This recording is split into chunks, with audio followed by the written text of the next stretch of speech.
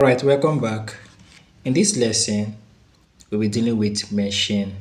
Okay, so if you're preparing for either Jamb, Waec, or Neco, this is one of the compulsory topics and you will come across questions under this topic. Okay, so this is a full lesson under machine, both the calculations. Okay, so let's start. Now, if you are being asked to define machine, I believe right from secondary school days or primary school, from the definition, from the word machine, you can say machine is any device that makes work easier, right? Or that makes work very easy. Okay, but more advanced, let's write a machine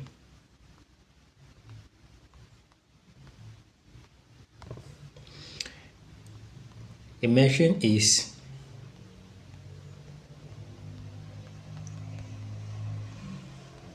essentially a device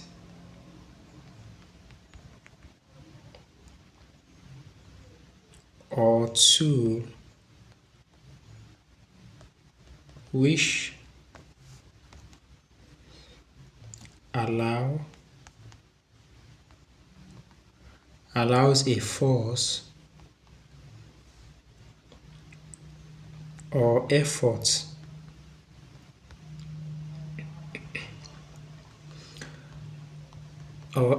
applied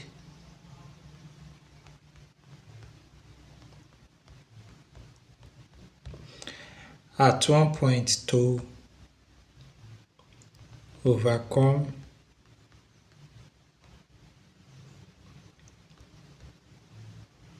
a resisting force or load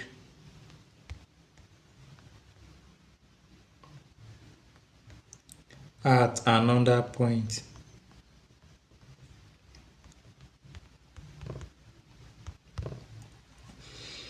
So a machine is essentially a device or tool which allows a force or effort applied at one point to overcome a resisting force or load at another point. Okay, now we have different um, types and examples of machines, right? Wheelbarrow is a machine because it can make work very easy, isn't it?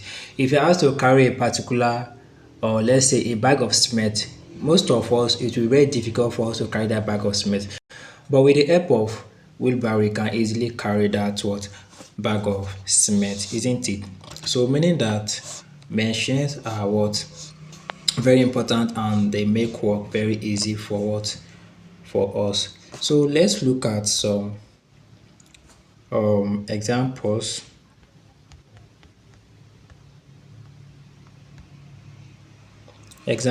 of machine machines. Okay,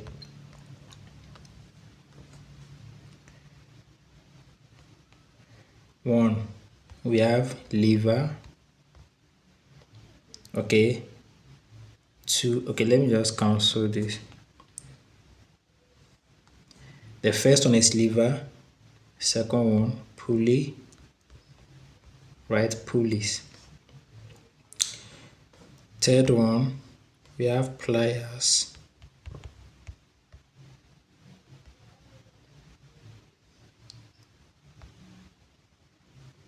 We have wheelbarrow.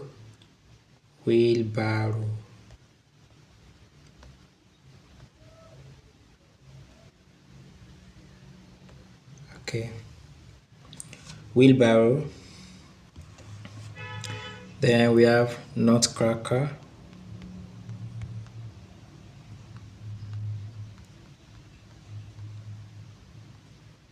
We have inclined plane.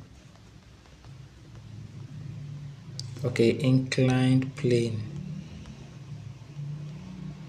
Okay, we have wedge. Okay, we have wheel and axle. They are together. Wheel and axle. Then we have screw jack. Okay, etc. So all these are examples of machines. Okay, all these machines they make work very, and we are going to deal with one after the other. Okay, and you will see questions, I guess needs, and also calculation. So follow up. Now write this statement. The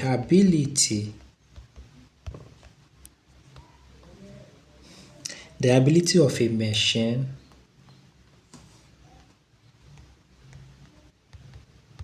the ability of a machine to overcome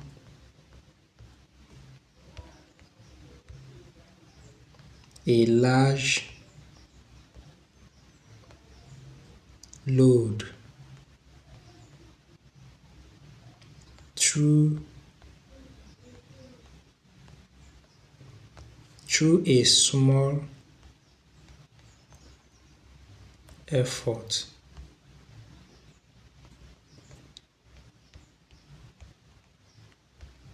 is known as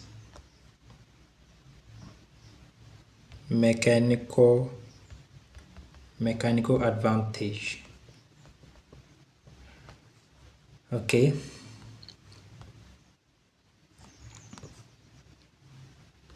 mechanical what? Advantage.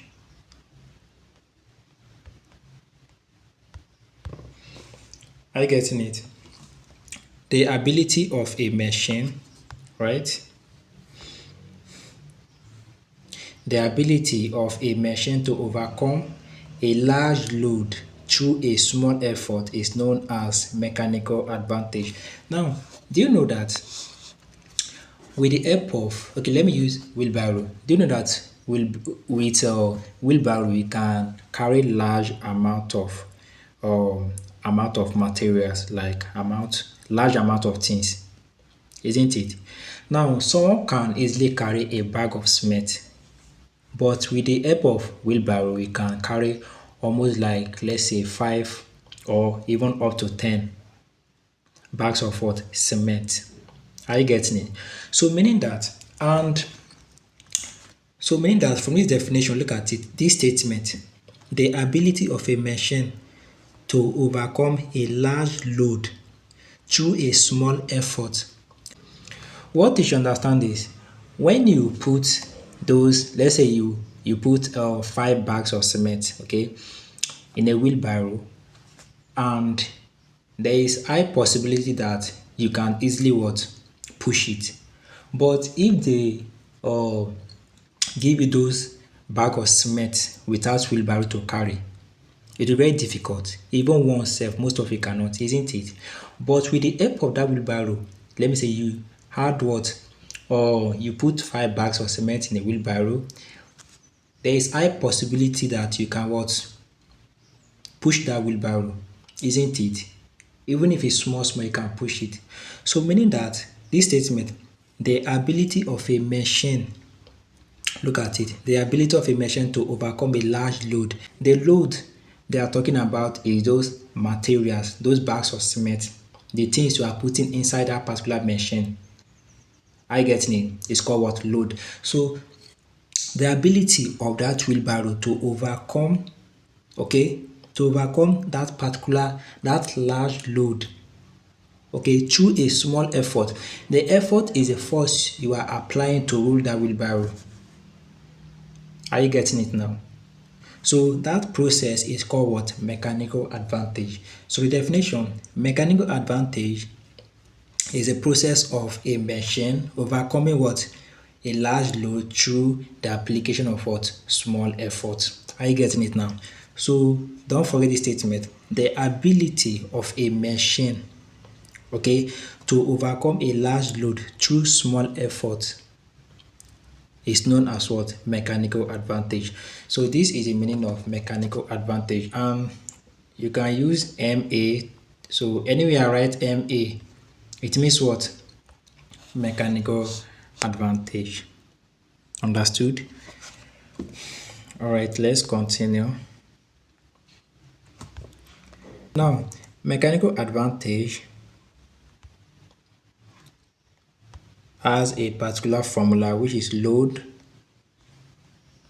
over effort.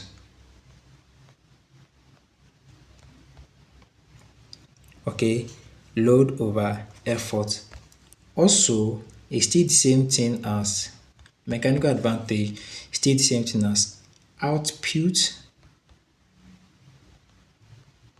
force over input force. Make sure you take note of these two formulas. Okay, mechanical advantage equal to load over effort and also output force over input force. Now, what is the meaning of or what is the difference between output force and input force? The output force is referring to the load. Okay, are you getting it? Like the bag of cement you are putting inside that wheelbarrow is the what output force. Why the input force is the effort you are applying to roll that wheelbarrow. Understood? So let me just write it so you will understand better. Output is equal to what? Load. Okay. Then input equal to what? Effort. But what you should understand is both load and effort, they are still what? Forces. Are you getting it? They are still forces. When you are applying effort to push something, it's not force you are applying, it's force now. And also when you are putting, let me say, heavy something on a particular thing, it's still force. There is particular force. You know, when you put bag of cement inside this thing, wheelbarrow, that's all this thing. You notice that um the bag of cement is what compress, like trying to compress or push the wheelbarrow downward, isn't it? So that is what a force. Okay, so take note of the two formulas: load over effort and output force over input force. And output force is referring to what? It's the same thing as load, while input is the same thing as what? Or referring to effort. Okay. Now let's continue. So let's solve this simple question from these formulas. A load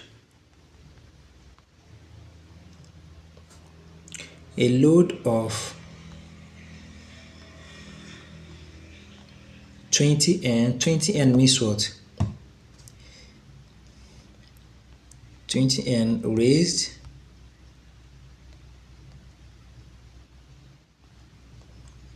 raised by an effort of 4M. Now we have to calculate this mechanical advantage. A load of 20N, N means what? Newton, right? Unit of force is what? Newton. 20 Newton is raised by an effort of what? 4 Newton. That's why I told you guys both load and effort, they are still what? Forces. Are you getting it? Both of them are force, okay? So a load of 20N, okay, load. So meaning the value of, and I told you guys mechanical advantage equal to load, isn't it? Load over effort. Okay, so look at the question. A load of 20. So the load is what? 20. Why effort is what? Is 4. So 20 all over 4 will give us what? 5, right? So now what you should understand is mechanical advantage. Okay, there is no unit because here is Newton, here too is Newton. So we are cancelling N and N. I get name. So 4 here is 1, 4 to 20 will give us 5. So therefore 5 over 1 is what? Is 5, isn't it? So this is the answer. Are you getting it? So mechanical advantage have no formula, have no unit. Okay, have no unit. So take note. So this question is very simple and we solve more complex questions as we move further. Okay, all right, let's continue. Make sure you write everything down. Now let's discuss about friction, how friction affects mechanical advantage. Okay, friction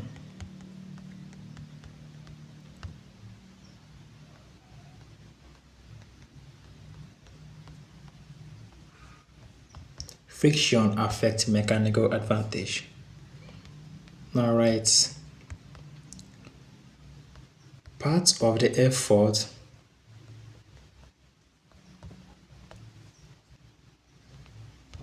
is used. Part of the effort is used to overcome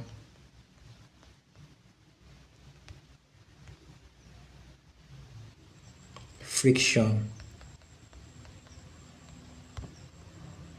and also used to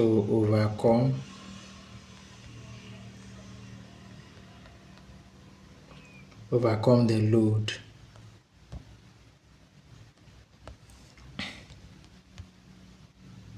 A machine that has no friction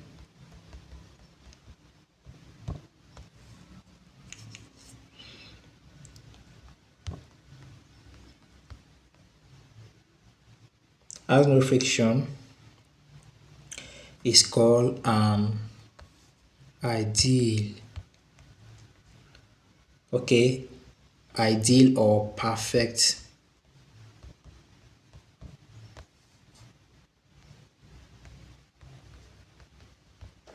machine. Now, I told you guys I said friction affects what? Mechanical advantage. How? Now, let's read the statement again. I said part of the effort is used to overcome friction and also used to overcome the load. Full stop. Let me explain this part.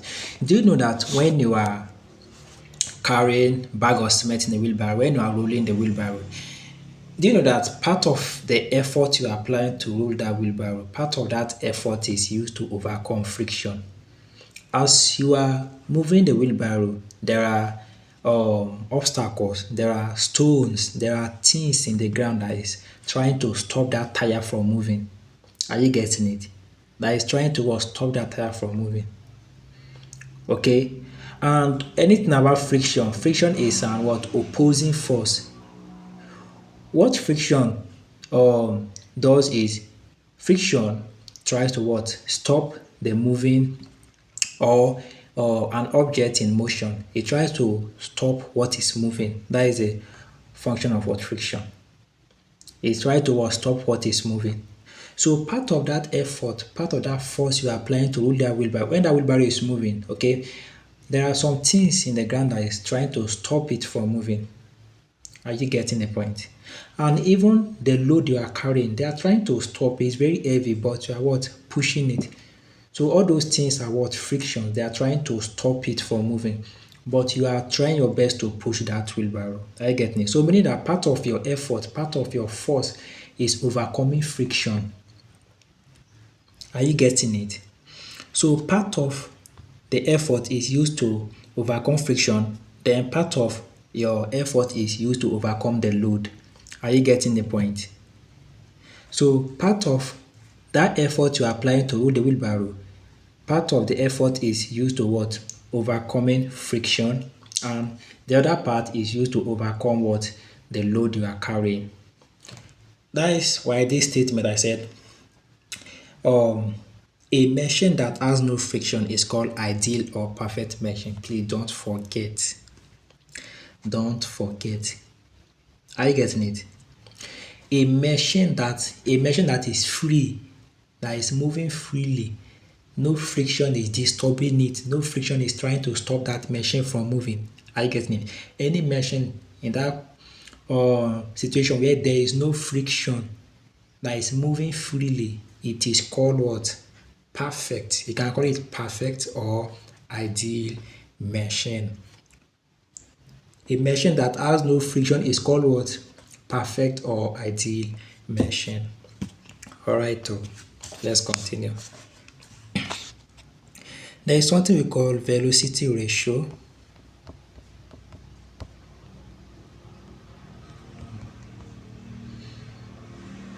This is a symbol, velocity ratio, VR. So anywhere I write MA, stand for what? Mechanical advantage, right? Anywhere I write VR is what? Velocity ratio. So take note. Now, what is the meaning of velocity ratio? Velocity ratio is defined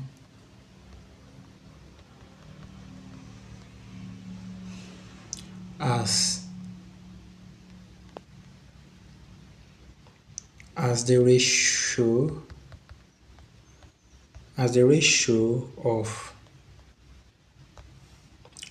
of the distance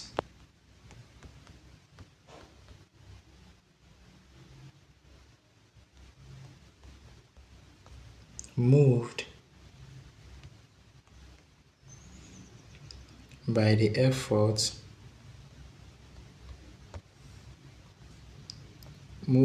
effort and load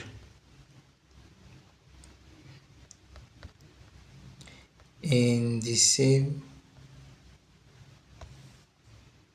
time interval. Okay, velocity ratio, okay, is defined as the ratio of the distance moved by the effort and the load. When I say, let's say 1:2, what is a like what represent ratio? Is this right? Let me, like this. If I say this, okay, let's say 1:2, it means like this, 1:2, isn't it? 1:2. And it can also be written as 1/2. It's still the same thing. This and this, they are the same.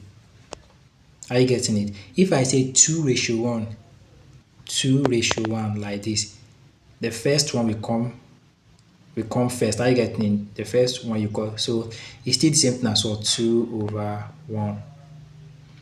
This and this, they are the same. Are you getting it now? So from this definition, it said what? Look at your book. I said velocity ratio is defined as the ratio of distance moved by effort and load. Effort and load. So which one will come first? That is effort, right? E signifying effort, then L signifying load. So this is it. So it can either be what? It can also be E over L, that is effort over load, isn't it? So they said distance moved, so let's write the main formula. So the formula of velocity ratio is V equal to distance moved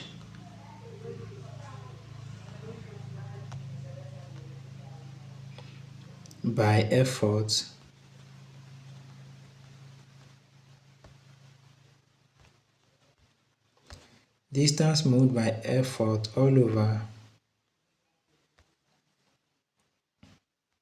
over distance moved by load. So this is the formula. We have There is we have um another formula for velocity ratio. Okay, so it's just a form of a subtopic. Once we get there, we but for now just take note of this one. This is what the formula of what velocity ratio. Okay, distance moved by effort all over distance moved by what load. So write it down. Now velocity ratio depends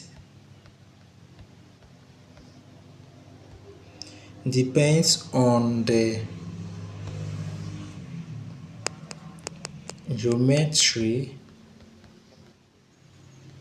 geometry of the machine.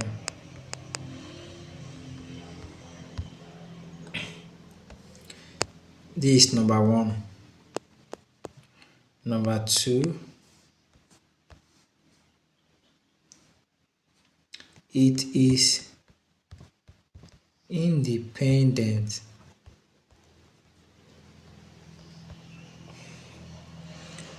of friction. What does it mean? It is independent. When something is independent, what does it mean? Meaning that thing can live freely without what depending on something. If I say you are independent, meaning that you can live freely, you can feed yourself, you can, are you getting it? Nigeria gained independence, meaning that Nigeria is on its own now. It can what do things on its own without depending on outside or European countries.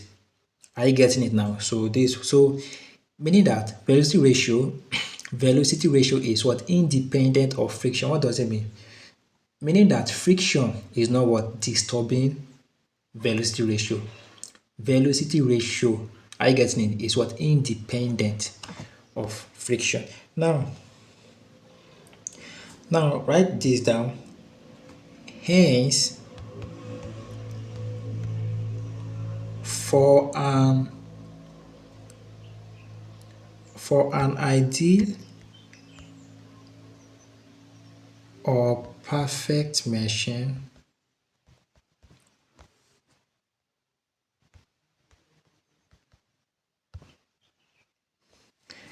this mechanical advantage is equal to velocity ratio. What did I said about ideal or perfect machine? Okay, what did I said about ideal or perfect machine? I said a machine that has no friction, isn't it? A machine that has no friction. And now I'm saying that velocity ratio is independent of friction. So meaning that if mechanical advantage is ideal, meaning there is no friction at that moment, are you getting it? If mechanical advantage, okay, sorry, if a machine, if machine is independent, are you getting it? If machine has no friction, are you getting it? Meaning that mechanical advantage is equal to velocity ratio. They are both ideal or perfect machine. That is what ideal or perfect machine. Please don't forget. Are you getting it? Ideal or perfect machine is a machine that has no friction, isn't it? So at that point, meaning that mechanical advantage is equal to what? Velocity ratio. Hello? They are now what? Equal. Okay? Now, let's continue. So just write everything down. Now, let's discuss about efficiency.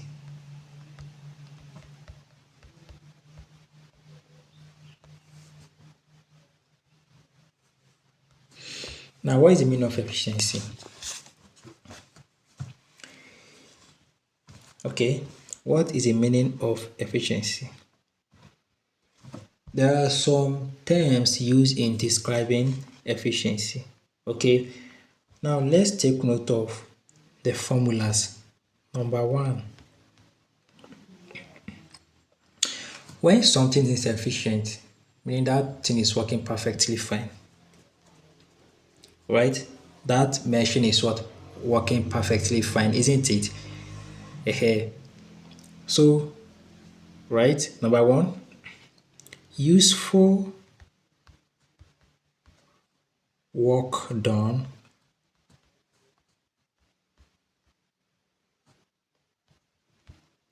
by the machine.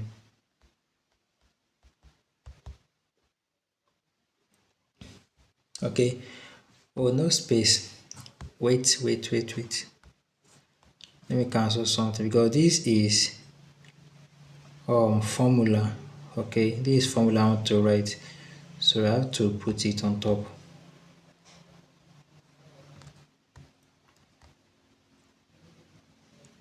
Useful work done. Useful work done. Useful work done by the machine. By the machine. Okay. Okay. Over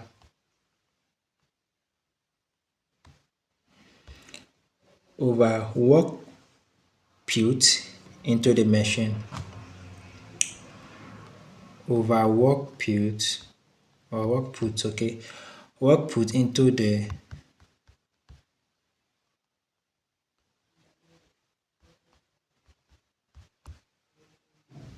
machine. This times 100%. So this is the formula, one of the formulas of efficiency. Try to minimize your handwriting so that it will enter. Okay. Useful work done by the machine all over work put into the machine times what 100%. Okay. Then number two. Okay. Now for you to indicate efficiency, it's not compulsory you must write the full spelling. If you are calculating for the value of efficiency, just write it like this. Um, are you getting it now? We have this in capital letter E, then um, small letter F at the downside, okay, a form of subscript. So take note. The second one is load over effort. Load over effort times distance moved by load times distance moved by load, okay, over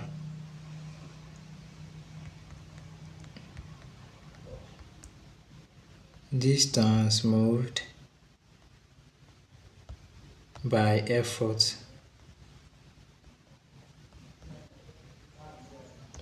times 100%. Okay, so this is the second formula. Don't be scared, these things are very easy. Okay, the third one, efficiency equal to mechanical advantage over velocity ratio times 100%. Okay, the third one is what? Efficiency equal to mechanical advantage over velocity ratio. Are you getting it? Times 100%. So take note, write these formulas down. Okay, now write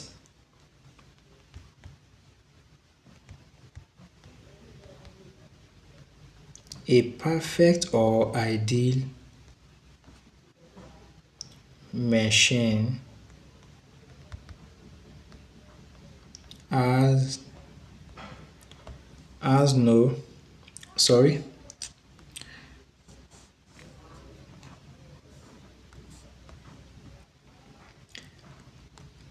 a perfect, okay, a perfect or ideal machine has a 100%.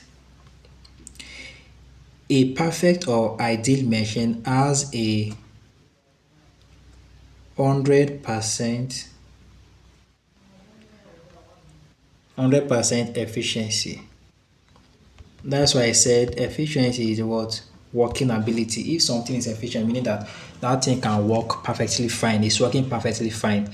I get me. So meaning that a perfect or ideal machine, I told you guys, perfect or ideal machine means what? A machine that has no friction. Is working what? Perfectly fine. All the effort you are applying to move that machine is what is used to overcome the load, no friction. I get me. So a perfect or ideal machine has what? 100% what? Efficiency, meaning it is 100% perfectly working. I get it, no issue. Okay. Now, right. This means that all all the what is this? All the work done. Okay. Anyway, I write WD, work done. Okay. This means that all the work done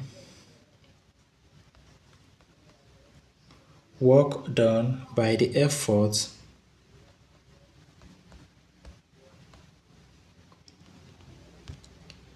is wholly used to overcome the load. Are you getting it now? Hey, a perfect or ideal machine, all the effort you are applying, I guess it, all the force you are applying to rule that wheelbarrow, any machine, okay, you are using it to what? To overcome the load alone, not friction. So there is no friction. I get it. So meaning that I said a perfect or ideal machine has what? 100% efficiency. This means that all the work done, okay, by the effort is used to overcome the load. No friction. Are you getting it? Please don't forget all these things. Okay. Then in practical machine, now right.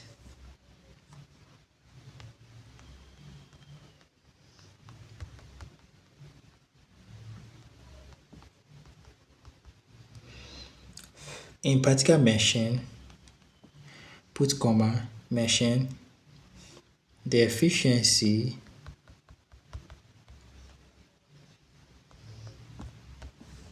is usually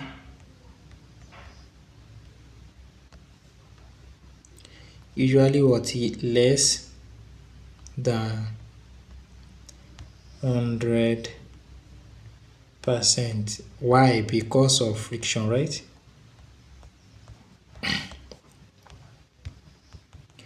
Because of friction. So meaning that if friction is involved, there is no way that machine will be what? 100% efficient. Okay, if friction, once friction is involved like this, there's no way a machine will work perfect. But you know that, okay, I told you guys, I said a perfect or ideal machine is what? 100% what? Efficiency. Meaning all the effort you are applying is to what? Overcome the load. Are you getting it? But in practical machines, like all these machines that is working in, let me say, in practical terms, either this or like working places like industries and the rest. I get me. When that machine is moving, there is no way that machine will what? There is a possibility that that machine will what? Encounter friction. Are you getting it? There is possibility that that machine will encounter friction. So when a machine, let me say, encounter friction, it will be what? Less than the efficiency. Okay, it will be what? Less than 100%. Are you getting it? The working ability of that machine will not be what? 100%, 100% what? Efficient again. I get me. So understand this. Now let's look at types of machine.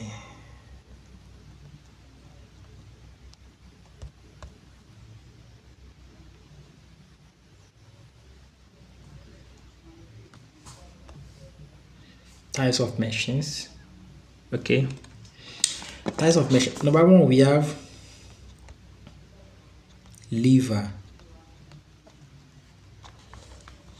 Okay. Right. Lever operates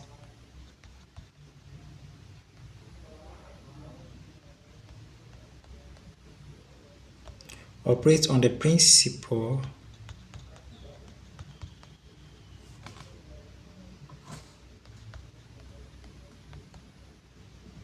of movement.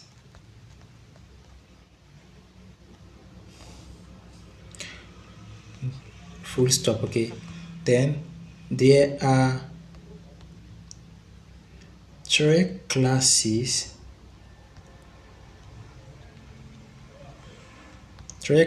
of lever. I said what types of machines, right? We have about how many of them? So this is the first one, which is what lever. Okay. So there are three what classes of lever. Okay. The three classes are number one, we have okay, let me just cancel this. The three classes of lever are we have the first order,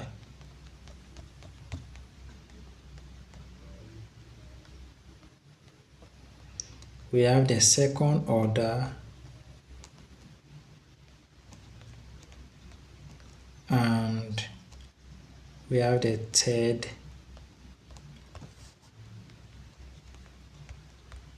order. Are you getting it? We have three classes of lever. The first one is what? First order, second order, and third order. So these are the three classes of lever. Now let's discuss the first order. First order of what lever? First order. Okay, right? In the first order, okay, the fulcrum, you can call it the fulcrum or pivot. Pivot, okay. Fulcrum or pivot is between the load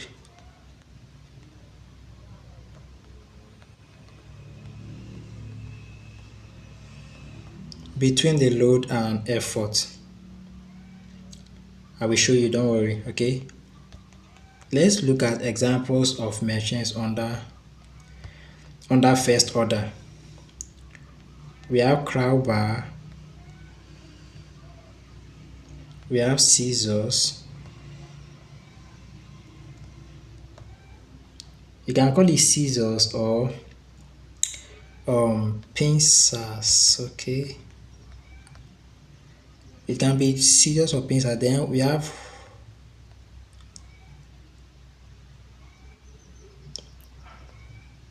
claw hammer,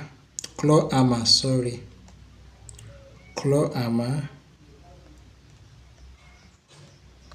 Okay, and also okay, and pliers. I will show you, don't worry. So velocity ratio is usually greater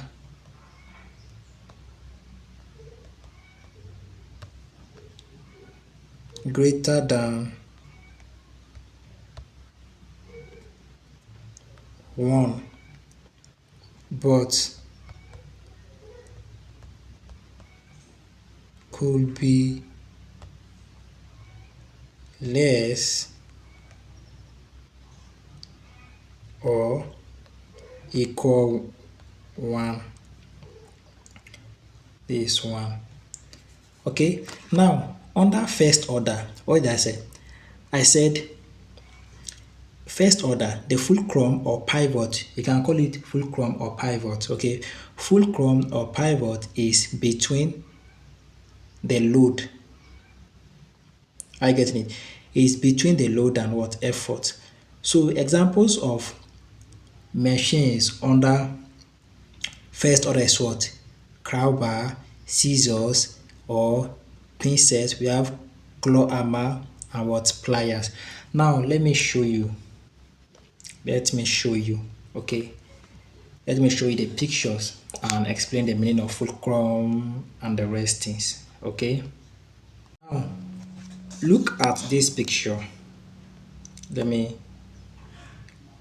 I believe you've seen this type of machine before. Okay. Now this bar um is very heavy. Okay. Is the function of this bar is to remove nail. Are you getting it?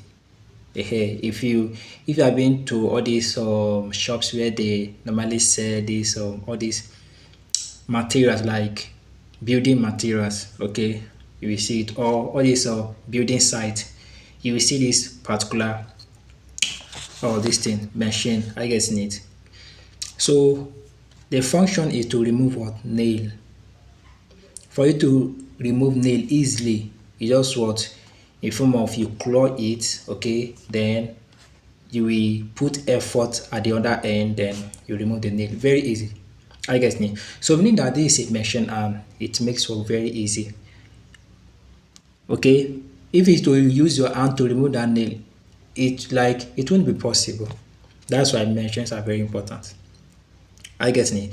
So this bar, okay, this grab bar is under what? First order. Please don't forget, because in the exam they will ask you which of the following machine is an example of first order, or is under second order, is or under third order. So we are going to look at all the examples under first order, second order, and third order. Okay, and I told you guys, I said first order, the fulcrum or pivot is what? Between the load and effort. Now look at it. Look at the fulcrum here. Are you seeing it now? Hey, I'm coming. Look at this fulcrum. You can see it, right? You can see this fulcrum. So this point, this bar, this point that is curving, okay, that is curving, this part is called the what? Fulcrum. And I told the guy, I said, under first order, the fulcrum is between the effort and the load. Are you getting it? The load is this point. This point is the load, is where you will use to what? Hook the nail. The nail is the load. While look at this place, this is the effort. This is where you will put your force to remove the nail. So in first order, the fulcrum is between the effort and the load. Are you getting it? And examples of first, or like examples of machines under first order is what? Bar, that is crab bar, scissors or pincers, and the rest hammer, that is claw hammer, this thing pliers. And I told you guys, I said velocity ratio is usually what? Greater than 1 under first order, but could be less or equal to 1. So let me show you the other ones, the other examples. Okay, so let me show you the other example of that is scissors. And scissors is one of the examples of what? Machines under first order, right? Now look at it. Are you seeing it now? I said all the machines under first order, please take note. The fulcrum is in between what? Effort and load. Don't forget. So you can see where the effort is, right? Where you use your hand isn't it? So you can see the load. Anything you want to cut, it can be a material, anything you want to cut, that is the load. Then look at where the fulcrum is. That's middle. That is the fulcrum. Are you getting it? So take note. Now let me show you the other one. Okay. Let me just delete this.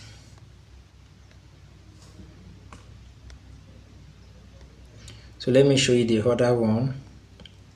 The other example is what? Hammer, right? The claw hammer. Okay. Look at this hammer. Like I said, the fulcrum is in between what? Effort and load. Look at it now. Look at where the load is. The load, this claw hammer, are you getting it now? Because it has this particular point. I'm coming. This place, this point, that claw is what we use to what? To claw or to let me say to hold the load, either nail. Are you getting it? Yes, nail, mostly nail. So the fulcrum is what? Between effort and what? The load. Okay, so this is it. So take note. Take note.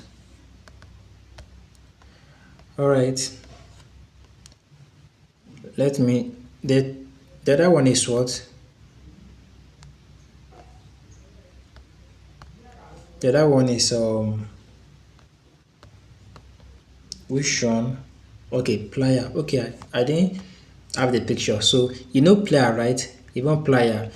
But the thing is, in general, in first order, okay, in first order, the fulcrum is in between what? The load and effort.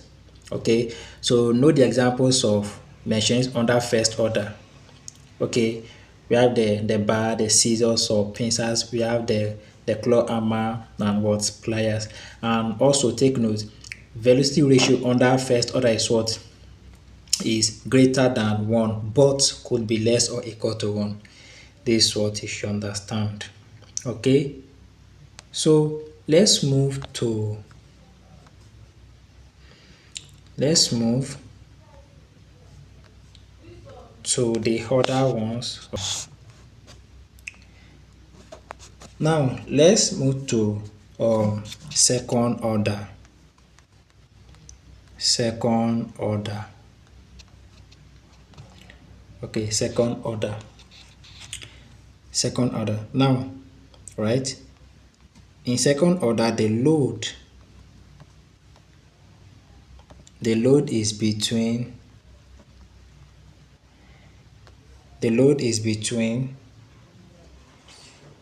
the effort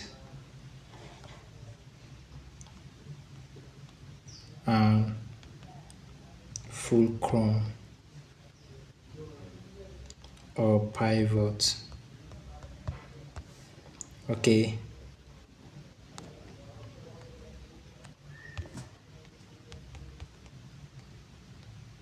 So let's look at examples of machines under this second order. We have wheelbarrow and nutcrackers.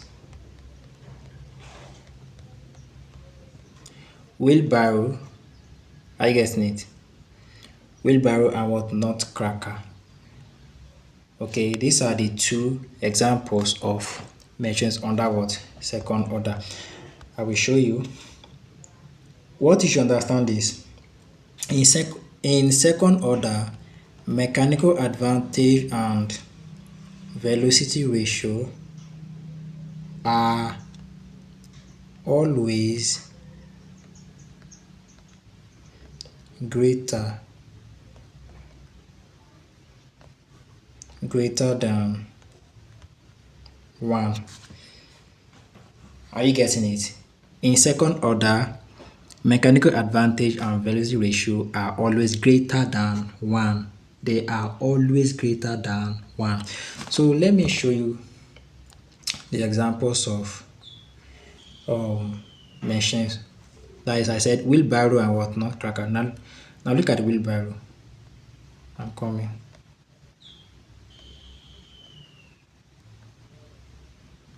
I get it now. What did I said? I said load. The load is what between effort and fulcrum. So I seen it now. That's open space. That is where you will put the load, either cement, gari, anything you want to put. You put it there. Then look at the effort. Are you seeing it now? Effort then the fulcrum. So meaning in second order, the load is between what? Effort and fulcrum or pivot. Are you getting it? So don't forget. Then let me show you the other one, nutcracker. Are you seeing it now? Nutcracker. They used to for nut like look at it. The load is what between the effort and what? The fulcrum or pivot. So you can see it now, right? So make sure you know the examples of first order, second order, okay? So in second order, mechanical advantage and velocity ratio are always greater than 1. And also load is between what? Effort and fulcrum or pivot, right? The examples are what? Wheelbarrow and nutcrackers. So don't forget. Now let's move to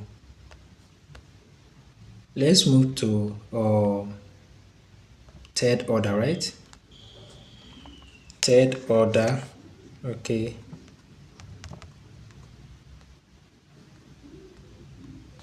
Third order, I guess need. Now in third order,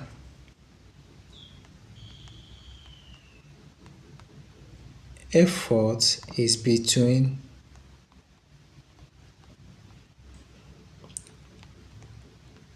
load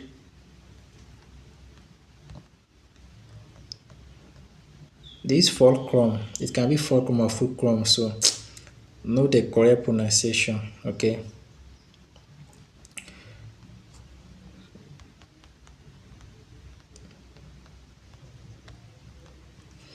Now examples, we have the forceps. Examples of machines under third order.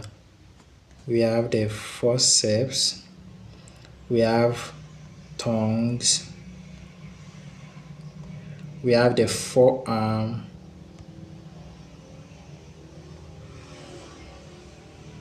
Forearm. Okay. Then mechanical advantage and velocity ratio are less than 1. Less than 1. Third order, the effort is between what? Load and fulcrum, right? Fulcrum, right? I think it will be fulcrum, the pronunciation fulcrum. Anyhow, so in third order, effort is between load and what? Fulcrum. Then examples are what? Examples of machines under third order: forceps, tongs, forearm. Okay, take note of them. Then velocity ratio and mechanical advantage are what? Less than 1. So let me show you the pictures. I don't have the picture of forceps, but you know forceps is they use it to, I think they used to eat like these Chinese people. Okay, I think they use forceps. I think so. But you can search it, you will see the picture. I want to show you the one of tongues and forearm. Okay, tongues and forearm. Look at it. These tongues. I said effort is between what? Load and fulcrum, right? Look at it. I seen it. So take note of it. Then the other one, forearm, your arm. Look at it. Effort. Look at it. You see your muscle, abi? You can see your muscle. So this part is a load. This is a load now. Are you getting it? So this is the effort or the force. Okay. Then look at the fulcrum. Are you getting it now? So know the examples. Okay, it's very important.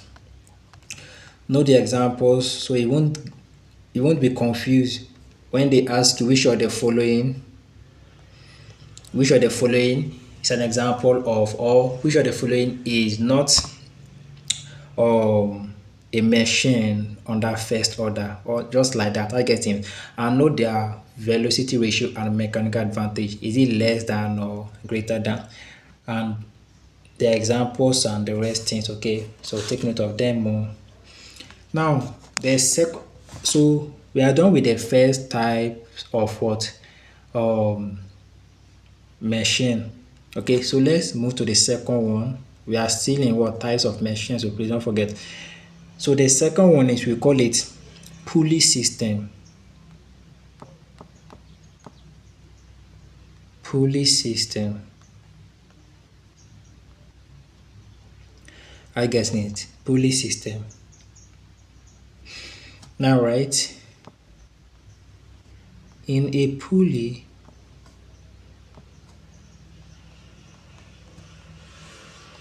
in the absence of friction, in the absence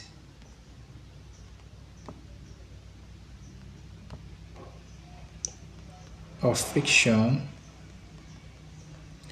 and I told you guys, friction is an opposing force, right? That is one of, like, the main function of friction is to stop um, an object in motion. Are you getting the point? So don't forget. So in a pulley, in the absence of friction, load is equal to effort. Load is what? Equal to effort. That is L equal to what? Effort. Load equal to effort. In the absence of friction. Are you getting it? So the same thing, it means mechanical advantage is equal to what? 1. And also velocity ratio is also equal to 1. Don't forget. In a pulley, in the absence of friction, what did I say? Load is equal to effort. The same thing as what? Mechanical advantage is equal to 1. Velocity ratio is equal to 1. Are you getting it? I will show you a picture so you understand better. Don't just come, okay, just be calm. Now there is something we call block and tackle system. Now, before I show you the picture, let's write first, okay? Be fast.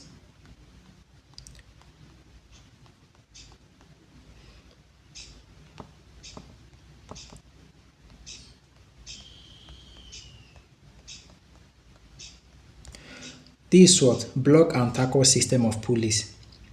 Okay? What is the meaning of this statement? Block and tackle system of pulleys. Okay? Now, right, the process, right, be fast.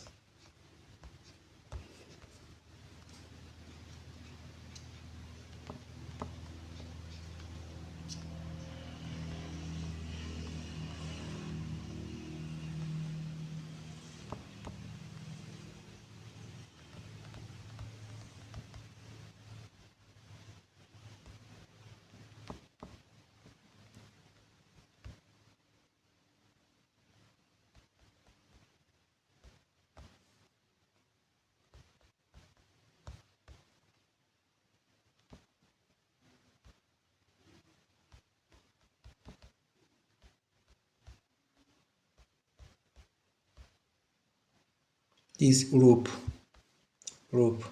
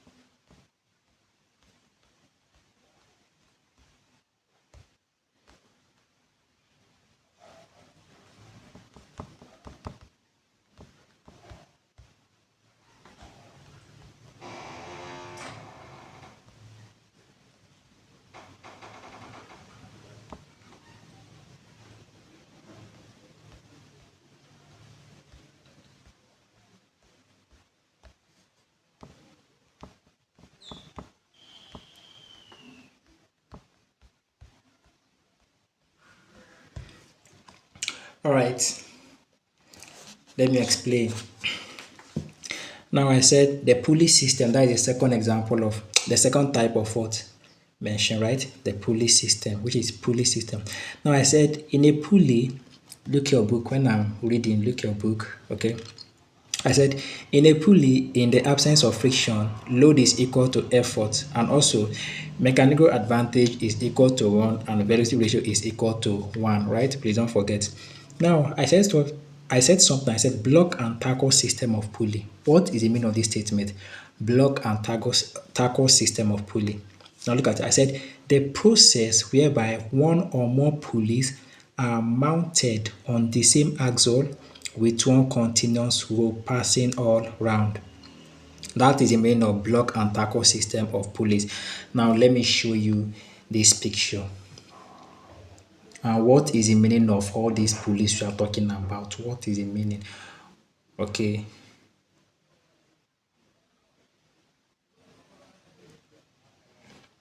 okay.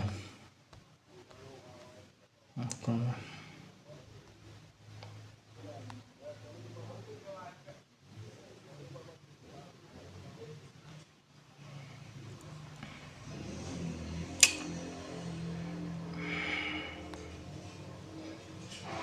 You must pass Jamb this time around, okay? You not repeat Jamb again, no. So you have to follow me.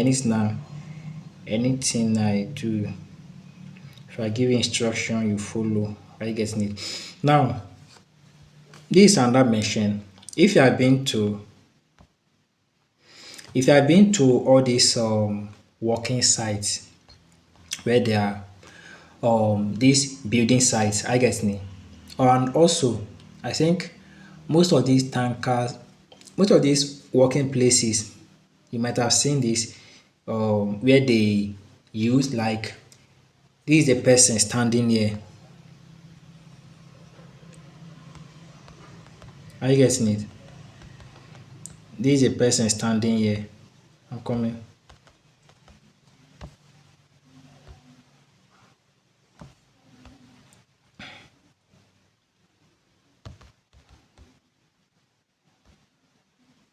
I'm coming. Let me bring out the picture again. So you can see the person, right? You can see the person standing here. So what they normally do is the person is standing, okay, and what is a form of rope. I guess name. It's a form of what rope. And those pulleys, these are the pulleys you are seeing. These um wheels you are seeing. I guess name. When yours it usually make everything simple, easy for them. If they want to like let me say raise heavy load upward, they make use of this particular thing pulley system. Are you getting the point? If you want to carry up heavy load, they make use of this pulley system. Are you getting it? So let me show you the other picture. Now look at this particular one. Meaning that how many pulleys do we have here? We have four of them. These round things you are seeing, I guess in 1, 2, 3, 4. Two up, two down, right? Now look your book. I said something. I said the velocity ratio after the definition of block and tackle system. Now, the meaning of block and tackle system, this is the meaning. Look at it again. I said the process whereby one or more pulleys, these round things are called the pulleys. Are you getting it? I said one or more pulleys are mounted on the same axle with one continuous rope passing all around. Are you getting it now? Look at the rope. The rope is what passing through them, isn't it? So they are connected to each other by the what rope, isn't it? So meaning that this process is what we call block and tackle system of pulleys. Are you getting it? Block and tackle system of what pulleys. Okay, so they can. give you in the exam the process whereby one or more pulleys are mounted on the same axle with one continuous row passing all round or passing each other is called what? Block and tackle system. Now, and I said something, I said the velocity ratio of the pulley system is equal to the what? Number of pulleys. How many pulleys do we have? 4, right? We have 4. Meaning that the velocity ratio is equal to the number of pulleys. Now, let me write out something for you. I believe you are done copying, right? If you are not done, just wind back a little bit, finish your notes so you won't get confused. Are you getting it? Now I said something. I said, let's say I don't know how to draw sha. I'll just manage. Let's say this is a pulley. Let's say we have okay, let me cancel this one. Okay, this is the first pulley. Okay, and this one is A. Okay, this one will be the B. Okay, so let's say we have this the first pulley, this just like this. So the, then this, this. I get me. So A, how many pulleys do we have? We have 1, 2, 3, and 4. B have how many pulleys? 1 and 2. So meaning that velocity ratio is equal to the number of pulleys. Velocity ratio is equal to what? The number of pulleys. Are you getting it? So meaning that if they ask you, sometimes they will not even give you calculation. They just ask you, they just give you this diagram and ask you, test your understanding. Are you getting it? Now they will ask you, so they will just ask you, what is the velocity ratio in this diagram? What will you say? I said the velocity ratio is equal to the pulleys. So meaning that from A we have 4 pulleys, right? 4 pulleys. So meaning that A diagram velocity ratio is what? Is equal to 4.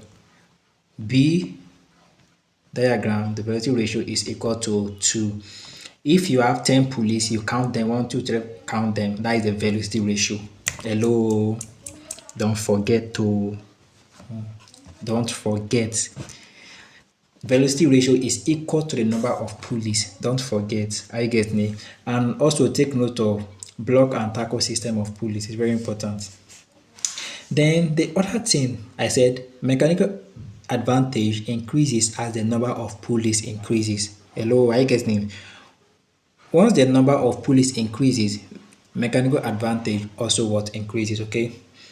Then if the efficiency of the system is 100%, that is the working ability of the machine or of the pulley. If the efficiency is 100%, the mechanical advantage is equal to what? Velocity ratio. We've done all these things before. But due to friction, friction, the efficiency is always less than 100%. So the main reason why efficiency of a machine is always less than 100%, it is because of what? Friction. It is because of what? Friction. I repeat, the main reason why efficiency of a machine is always less than 100%, it is what? Is because of friction. Are you getting it? It's because of friction. So efficiency gets less as the number of pulleys increases. Don't forget, efficiency gets less, meaning that just in form of inversely proportional. Okay, meaning that efficiency gets less when the number of pulleys increases. When the pulleys increase, okay, the efficiency will what? Decrease. Okay, so take notes. So make sure you draw and write everything down. Okay, so we move to the next one.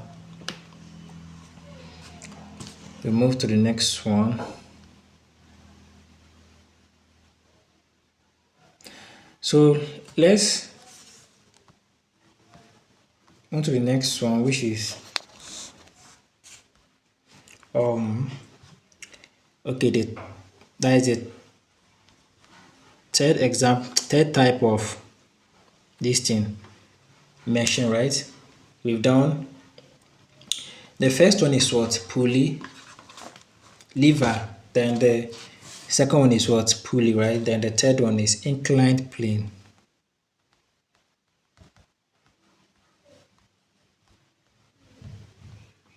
So in the exam, they might even ask you which of the following is not a type of what? Machine. I guess it. Which of the following is not a type of machine? So take note. So inclined plane. Now right, this type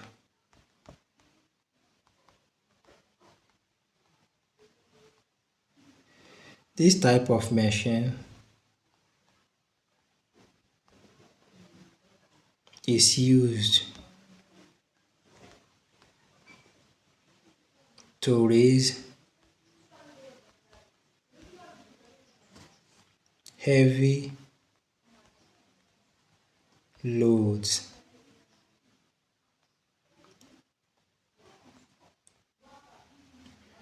such as drums, okay, such as drums of oil,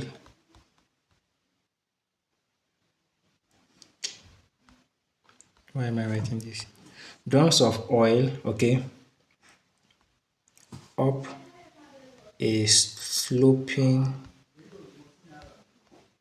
plank.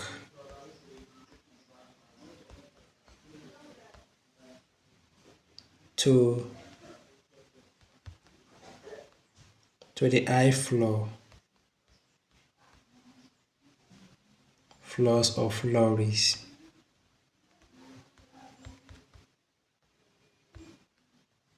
Full stop.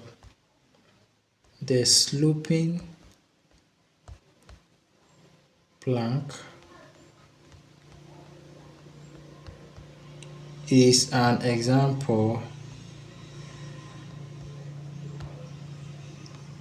of an inclined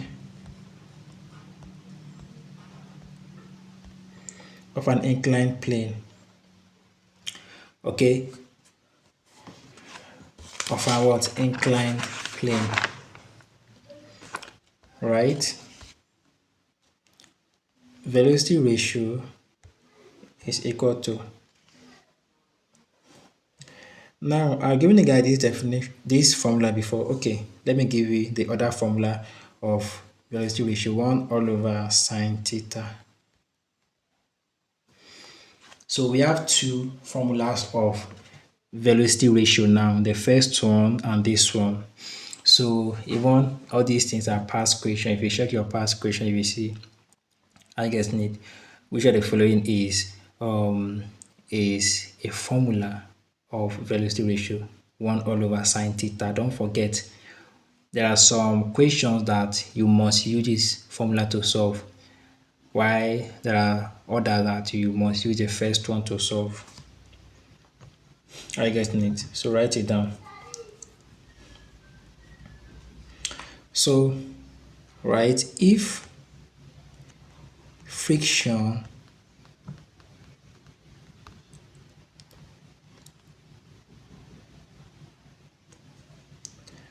oh if frictional forces are absent,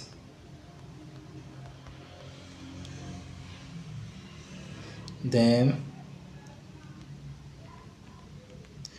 mechanical advantage equal to what? Velocity ratio, and also equal to 1 all over sine theta. I've told you guys this thing before.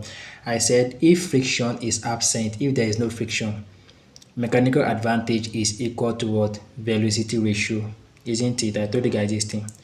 So meaning that the other formula of velocity ratio is now available. So it's still the same thing as equal to 1 all over sine theta. Are you getting it? So it can be in the absence of friction, mechanical advantage is equal to what? 1 all over sine theta. You can write it in this form. Are you getting it? Or you can use this first one, that is mechanical advantage equal to velocity ratio equal to 1 all over sine theta is still the same thing. Are you getting it? So take note. But friction along the plane between the load and effort affect efficiency. So I've told you guys, bro, just write.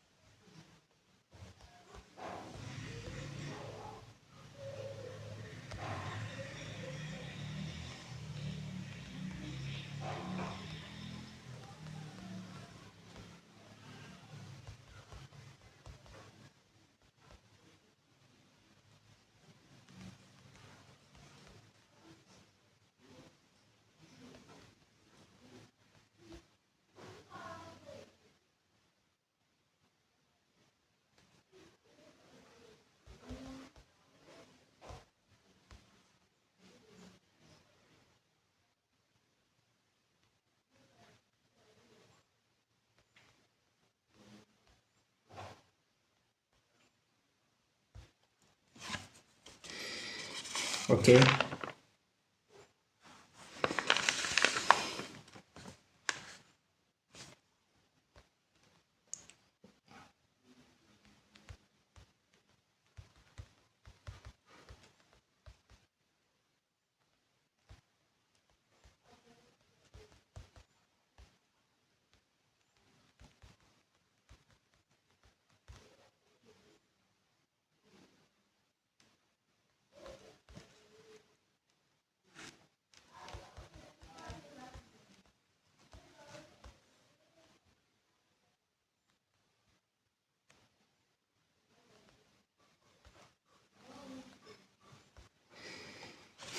Are you getting it? Now, so meaning that if frictional forces are absent, I said mechanical advantage is equal to velocity ratio and also equal to what? The other formula, which is 1 all over sine theta, which is the formula of what? Velocity ratio, right? Now I said, but friction along the plane between the load and the plane affects the efficiency. Friction normally affects what? The working ability of the machine, which is what? The efficiency of the machine, right? Then, and the mechanical advantage will be less than velocity ratio. If there is friction, there is no way mechanical advantage will be equal to velocity ratio. Are you getting it? The only time mechanical advantage and this thing, velocity ratio are equal is when there is what? Absence of what? Friction. Are you getting it? So take note. And take note of this formula, coefficient of static friction. This just know it, okay? This is a formula of coefficient of static friction, okay? Coefficient of static friction equal to what? Tan theta. Just know it. It's very important, okay? Then, well, this formula is under this frictional force, still friction, okay? So know it. It's very important. So let's move to the fourth one, which is wedge. Are you guessing it? Wedge. Okay, wedge. The fourth type of what? Machine. Okay. Now, right.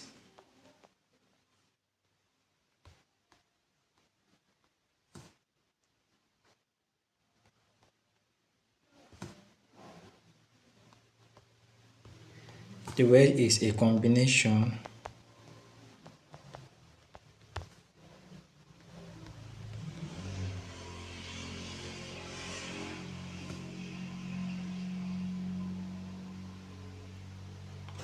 Wait, I failed to explain something.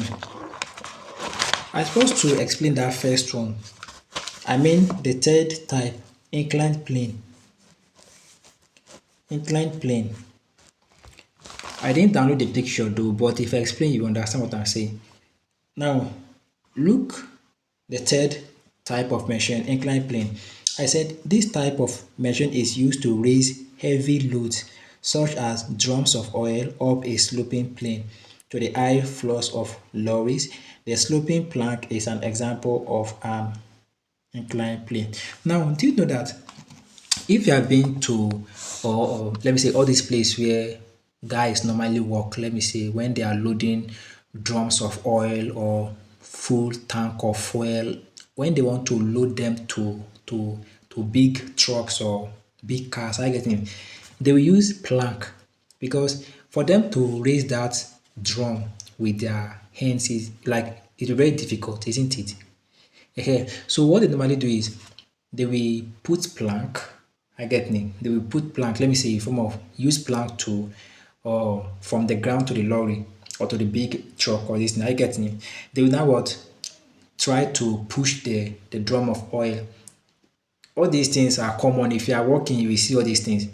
They will be what? Pushing the drum step by, let me say, little by little, little by little. Let me say, like either five of them, I guess me, or two or three of them. They will what? Pushing it, pushing it. It's going low, it's going up until that drum of oil will enter the truck or lorry. I guess name. So that plank is what we call inclined plane. That plank they set. I guess name. The plank they set is what we call that wood. That wood is what we call inclined plane. So it's a machine, meaning that without that wood, it's very difficult for them to raise that heavy drum. No, it's not easy. I get me. So that is the meaning of inclined plane. Okay. So I believe it's simple now, right? So let's continue with this one. I said wedge. The wedge is a common, okay, it's a combination of two inclined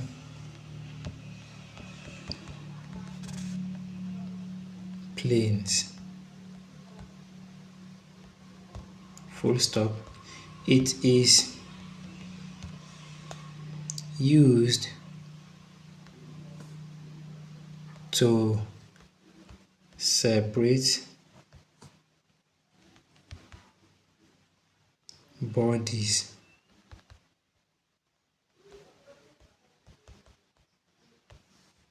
which are held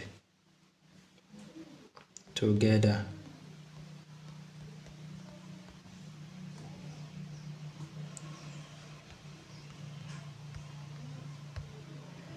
by large forces. Full stop. E.g., splitting timber. Splitting timber. Okay. Okay, that's right. Full stop. Now let's look at examples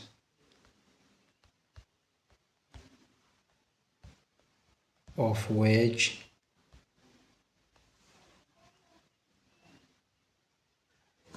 Okay. Example of wedge type. Okay, wedge type of machine.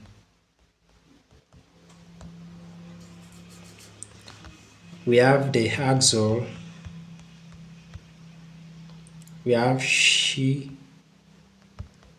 chisels. We have knives.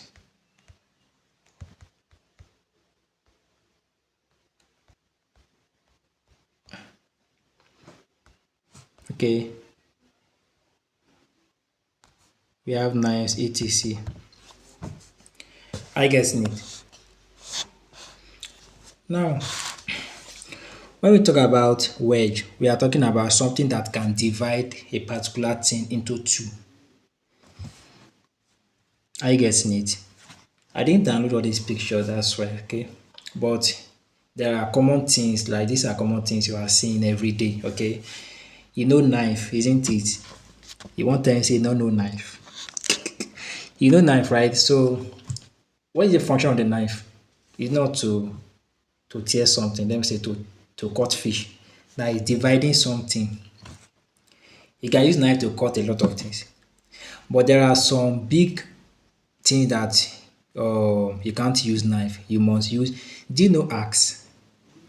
You know axe, right? What is the function? To tear timber or firewood, isn't it? So once you cut it, that timber or firewood will divide into two. Are you getting it?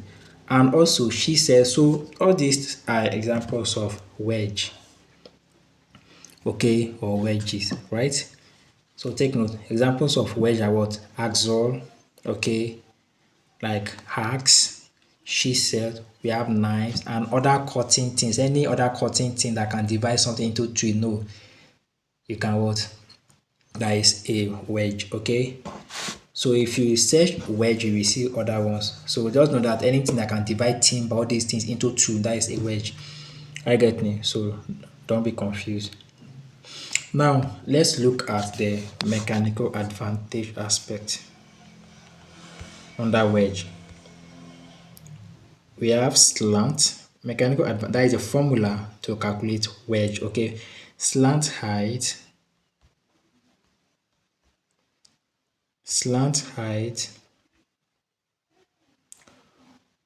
of wedge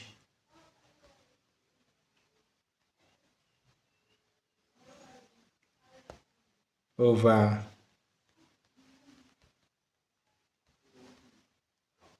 thickness of wedge. So okay, we solve some questions under. So once I'm done with this part, we start solving questions. Okay, so now if the question is under wedge, you will given the value of slant height. I get in. Calculate the value of this. If the slant height of the wedge is this and the thickness is this, just for it to, it's just simple, okay? You substitute in the value, divide, then you get the answer. I get in it. So don't worry, we'll solve some questions so you understand better. It's very simple.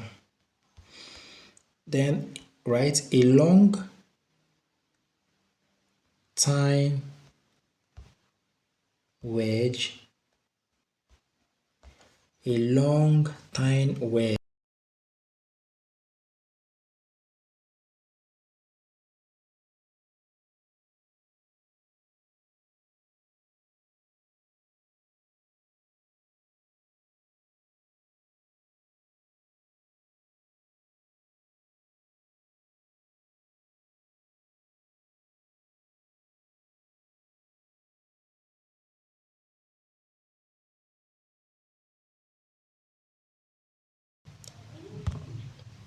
okay, meaning the smaller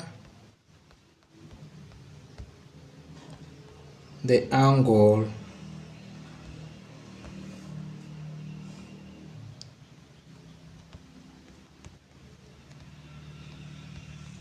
between the slant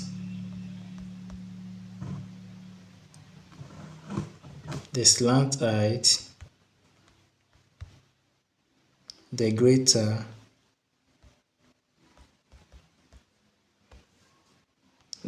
the mechanical advantage. Okay, now look at it. A long tine, something that is not thick, very tiny, okay? A long tine wedge has a higher mechanical advantage than a short, thick one. Are you guessing it? If you search for wedge, you will see different one like knife, you will see them. So meaning that if you are to compare knife, knife is very long, isn't it? Knife is long, and also if you sharpen it, um the distance, the edges, it will be very what small, very tiny, but very sharp, isn't it? So if you want to use that one to compare another wedge that is not long, that is very um that is very short and thick. So meaning that in this case, if you are to compare knife and that particular short one, knife has what more mechanical advantage, because from the statement look at it, a long tine wedge has a higher mechanical advantage than a short thick one. Are you getting it? Than a short thick one. Okay, so let's look at the number fifth one. That is number five. The fifth one, sorry, screw. Screw, right? So right, the screw jack,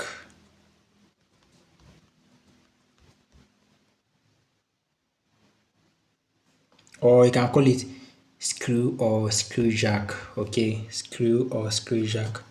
Now, the distance between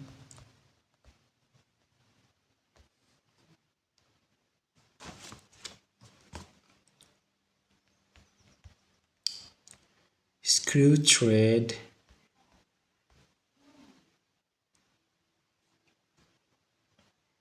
okay, screw threads is called the pitch.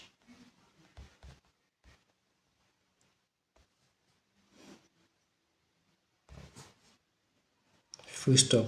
When the screw when the screw head is turned through one complete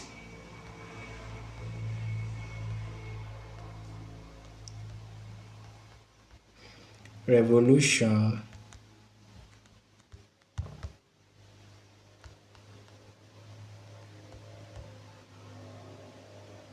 the screw moves the screw, that is load, okay, as a load, moves forward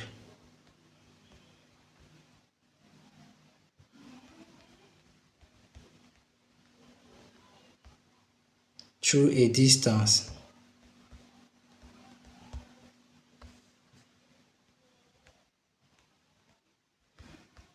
equal to the pitch. Calm down, you understand, okay? Now, velocity ratio under this is 2 pi r all over p. Okay, so if frictional force are negligible, right? If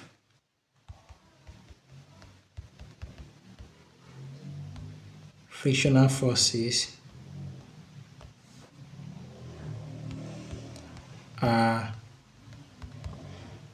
negligible, what is the meaning of negligible? Meaning something that is very small. It not mean anything, too small, very little, very small. Okay, negligible, that is common. Then velocity ratio is equal to mechanical advantage. It's still the same thing, meaning if there is no friction, even if there is friction, the friction is very small, negligible. It can't hold the moving machine. Okay, so I said a machine without friction is what? The velocity ratio is equal to mechanical advantage. That's what I said. And also mechanical advantage is equal to 2 pi r all over what? P. Now, do you know the meaning of screw? This word screw. Yes, you know screw. Like when they want, let me just draw it out. I didn't download all these pictures. If not, I would have. Okay, let me just try to draw it for you. Screw just, if you search for screw, you see. Let me try my possible best. Me we never sabi draw sef. E just in form of this. Okay, just zigzag in this form.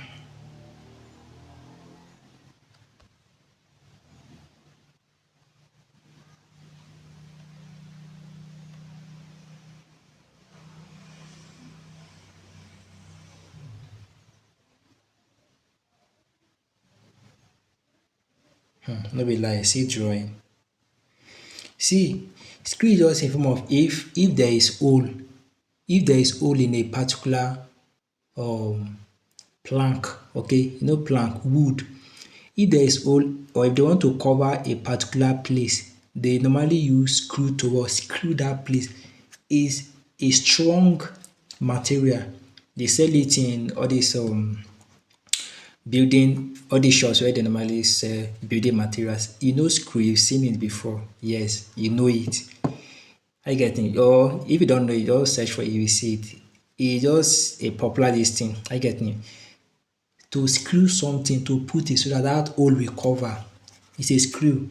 I get me. So what they are saying is, now in the absence, okay, look at the distance between screw threads. Okay, the screw thread is called the pitch. Are you getting it? All these ones, all these things, zigzag things you are seeing, they are threads. Are you getting? And there is a space. I didn't draw it well, that's why. So there is a space between them before it will get on that thread. So the distance between two threads, that is what we call pitch. Are you getting it? Call it pitch. So just, if you've seen screw, you know what I'm talking about. Are you getting it? So the distance between those threads is what we call, those points is what we call screw. This in pitch, okay? Pitch. So now, when the screw head is turned through one complete revolution, before you will tighten a particular place, screw is just in form of some, like a particular material to, a particular strong material to what fill in a particular hole. I get me. And before they will, it's just in form of nail. Yes, very good. It's just exactly like this thing, like nail. I get me. Nail, you will hammer it to the wall. Even this screw too, you can hammer it, but most time this one, they will wind it. I get me. You use your hand to wind it till, I get me. You use your hand to wind it till it will fix. It will fix completely. As you are winding, it's just in form of circle. You are doing in form of a circle. You are what? Winding, just like that. And we call it circle or revolution, complete revolution. So that is why he said, when the screw head, the head is turned through one complete revolution, the screw moves forward through a distance equal to the pitch. Are you getting it? Equal to the pitch. Anytime you wind when you want to use a screw to fill that hole, you are holding the head. As you are turning it, one space, one pitch will enter. That is space, one space will enter. This screw is in form of zigzag. If you've seen it, you know what I'm talking about. It will not enter immediately to the wall. I get it. Just little, like small, like nail. I get it. As you wind it, one complete circle or one complete revolution, one pitch will enter. That is, one space will enter. That's why we keep turning till sometimes your hand will even pain you. You will rest and do it again. That is just it. Okay. So take note. So the formula is what? I gave you guys formula. Take note of these formulas, please. Velocity ratio equal to 2 pi r over p, and mechanical advantage equal. So take note of them. We solve questions. I guess in it, we solve questions. Now, what is the meaning of lubricant? Do you know that there are some, let me see, point that when you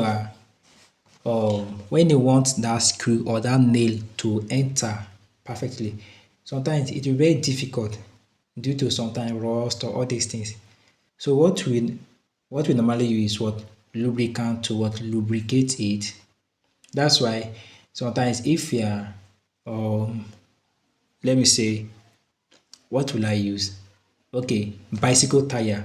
Sometimes when you are, if you have ride a bicycle before, you know what I'm talking about. Sometimes the wheels will be making one annoying noise, a particular annoying noise. I get it. And for you to stop that noise, you must what lubricate it with a lubricant. Sometimes you will come down and use engine oil to pour into those wheels, those tire wheels. I get me. You will now what? So that is the meaning of lubricant, to apply to the screw, improve its efficiency. Meaning the main reason why you are applying engine oil to that wheel, okay, is for it to what? For it to work perfectly fine. That is to increase its working ability. That is efficiency. That is what he's talking about. Okay. So take note. Now let's move to the next one, which is number 6.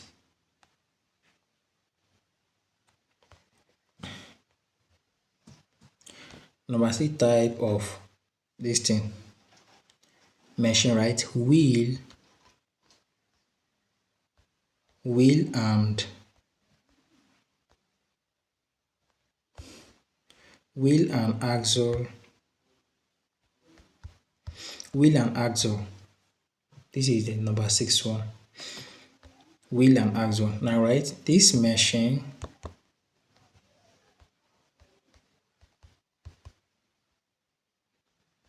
is used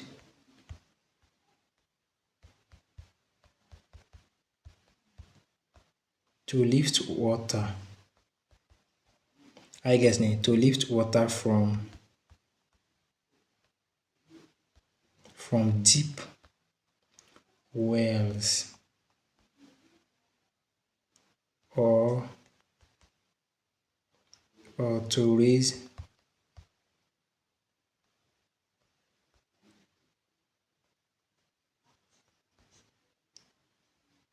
heavy loads,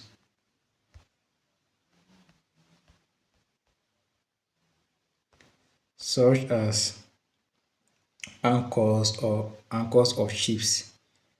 Okay, okay, just to raise heavy loads.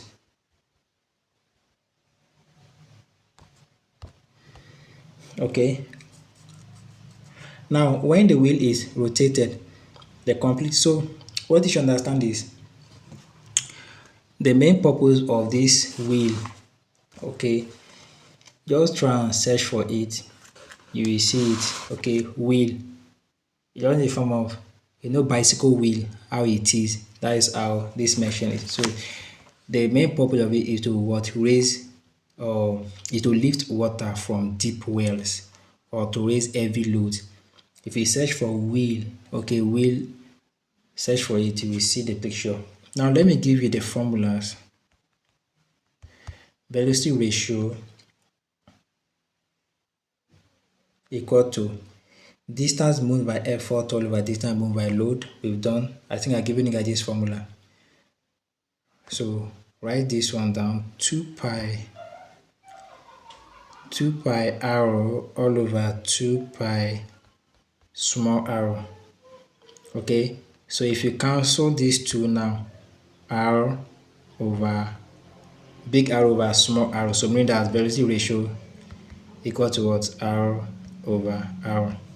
So all these are, I think I've given you guys almost how many formulas of velocity ratio. All the formulas are given, please take note of them. Are you getting it? And we make use of them. It's very simple, don't worry, it's very simple. Then in the absence of friction, we know that velocity ratio is equal to what?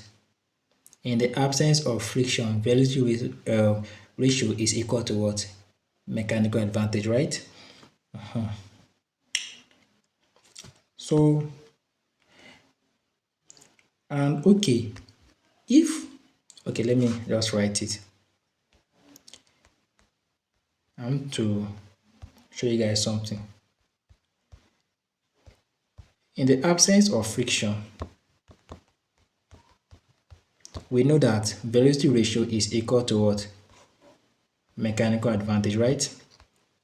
And from here, we said velocity ratio is equal to what? Big R, that's capital R and what? Small letter r, right? So meaning that in the absence of friction, mechanical advantage is equal to what? Velocity ratio, right? And also we can still what? Put this one since VR equal to R over R.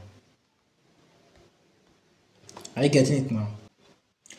So there are some questions that you will have to calculate the value of velocity ratio, but you will not make use of 1 all over sine theta or the other one, distance moved by effort over load. Are you getting? The one you make use of is R over big letter R over small letter R. Okay, we learn all those things. Okay. Now, what you should understand is this big letter R, the meaning is radius, radius of wheel. Okay, that is over small r, right? Why the small r stand for radius, radius of axle. Are you getting it? So take note. The last type of machine is gear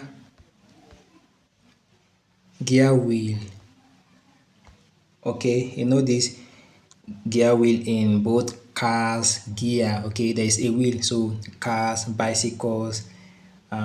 Okay, so this is the last one. Okay, so let's try to solve some questions. Are you getting it? Let's try to solve some questions making use of the formulas. Okay, we've gotten so far.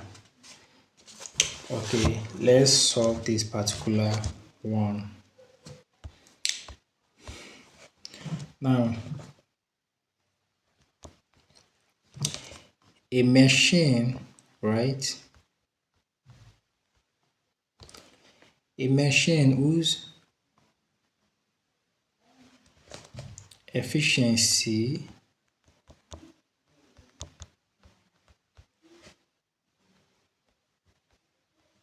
is what? 75. Okay, percent is used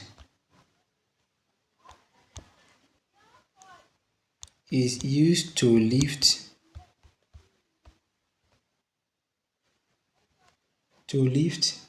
a load of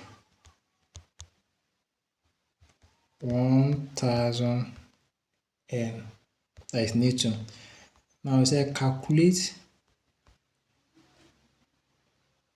the effort. Calculate the effort put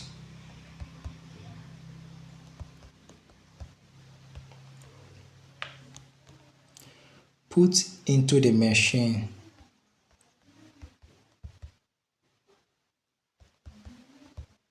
Put into the machine if it has a velocity ratio of 4. Okay, solution. Now, whenever you are listen carefully, listen. Whenever you are given a physics question to solve, the first thing to do is to what? Write out the given values. Okay, from the question we are given the value of what efficiency.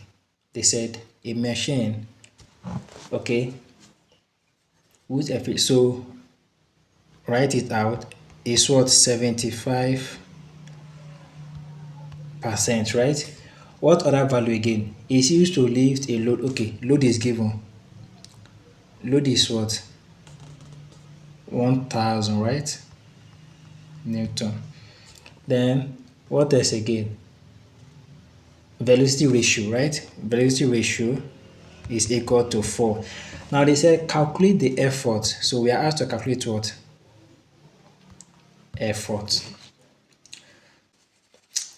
Now we are asked to calculate for the value of effort, right?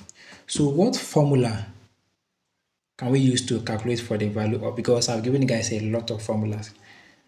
From the starting I said mechanical advantage is what? Load over effort, right? So we can make use of this formula to calculate for effort. Is the value of load given? Yes, load is 1000 Newton. What of mechanical advantage? Mechanical advantage, the value is not given. So there's no way we can just use this formula to solve for the value of effort. So the question is, what are we going to do now? So, and we know that we still have a particular formula of what? Efficiency, where I said, look your book. Are you getting it? Formula of what? Efficiency, where I said efficiency equal to what? Mechanical advantage over velocity ratio, right? Times what? 100%.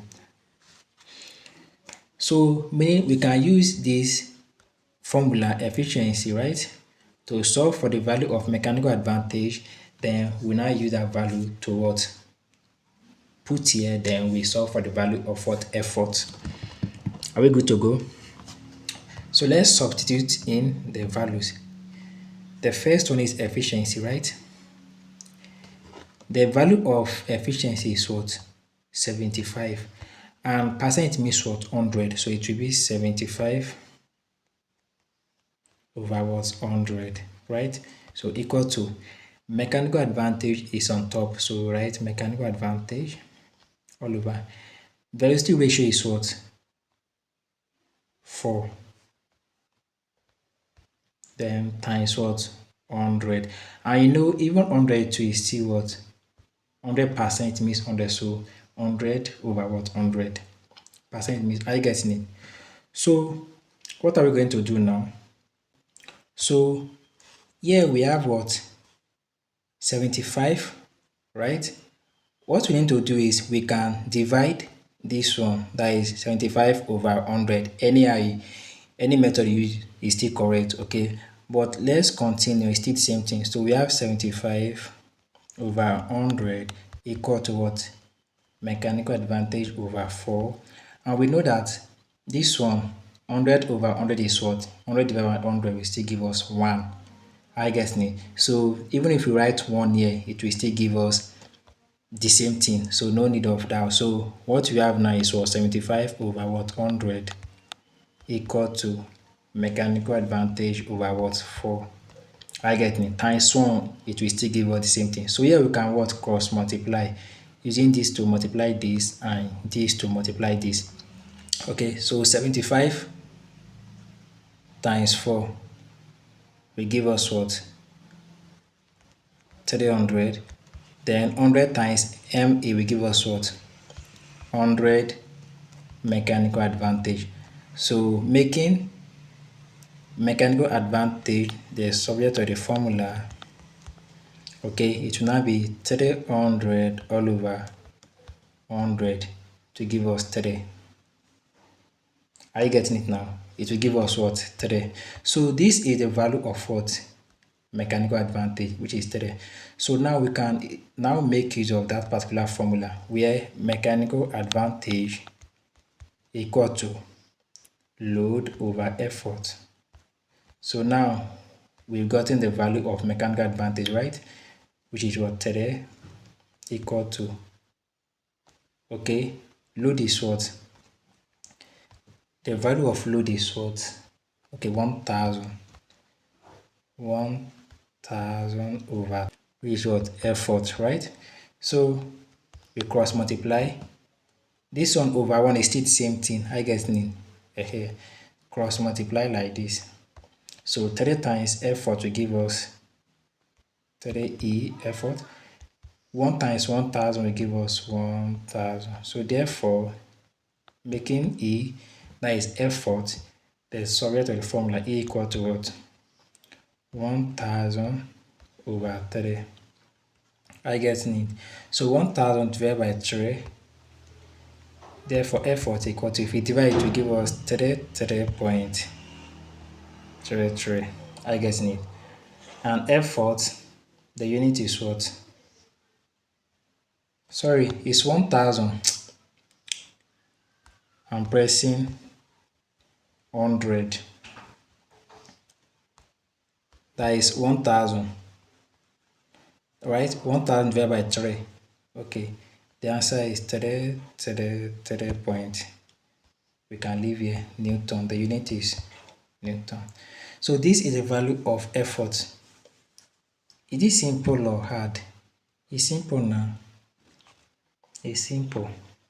Yes, it's very, very simple. So you can write the question down and try. So this is how you can apply the formulas.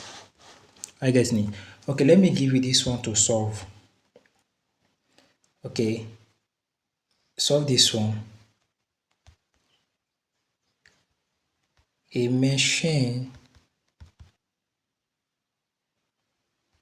has, that is 5. The velocity ratio is what is 5, and is 80% what? Efficient.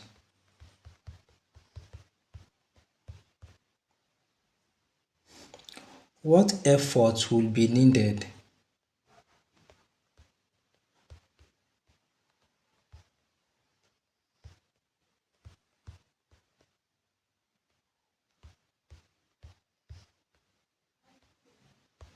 what effort will be needed to lift a load?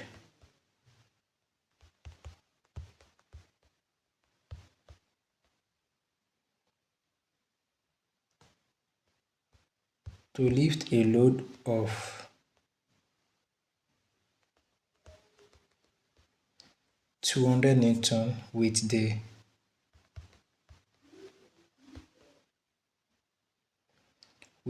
aid